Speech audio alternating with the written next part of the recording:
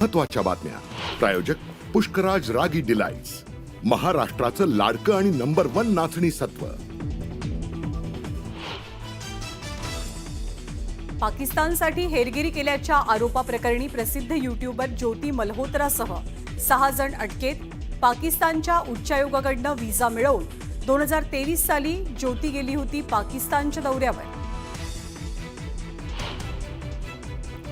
भारताला हवेत हाफिज सईद, मसूद अझहर आणि दाऊद इब्राहिम. मोस्ट वॉन्टेड दहशतवाद्यांची यादी भारत पाकिस्तानला देणार.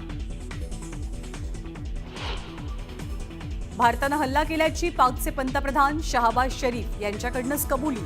हल्ल्याच्या 8 दिवसांनी भारतानंच पाकिस्तानचे एअरबेसेस नष्ट केल्याचं पाक पंतप्रधानांकडून मान्य.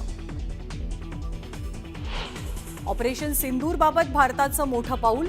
सर्वपक्षीय खासदार परदेशात जाऊन मांडणार भारताची भूमिका. भारत जगाला पटवून देणार दहशतवादाचा नापाक चेहरा.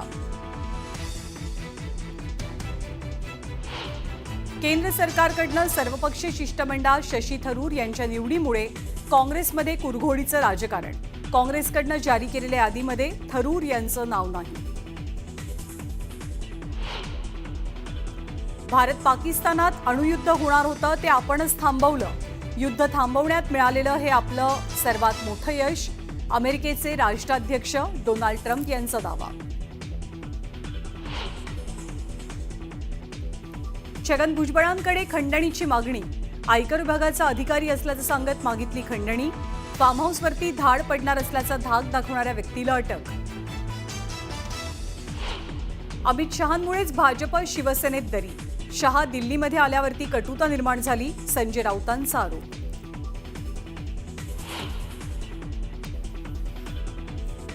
उद्धव ठाकरेंचं जहाज डुबू लागलंय, त्याची त्यांनी चिंता करावी. ओव्हरलोड जहाजाच्या मुद्द्यावरनं उपमुख्यमंत्री एकनाथ शिंदेंचा ठाकरेंवर निशाणा. परळीमध्ये शिवराज दिवटेला मारहाण करतानाचा नवा व्हिडिओ समोर. समाधान मुंडे टोळीकडनं शिवराजला अमानुष मारहाण, तर आरोपींवरती मकोका लावण्याचा अजित पवारांचा इशारा. आणि सोलापूर बीड एसटी बसमध्ये महिलांची छेड काढल्याचा आरोप. बार्शी नाक्यावरती संतप्त नातेवाईकांकडनं बसवर दगडफेक, परिसरात तणाव.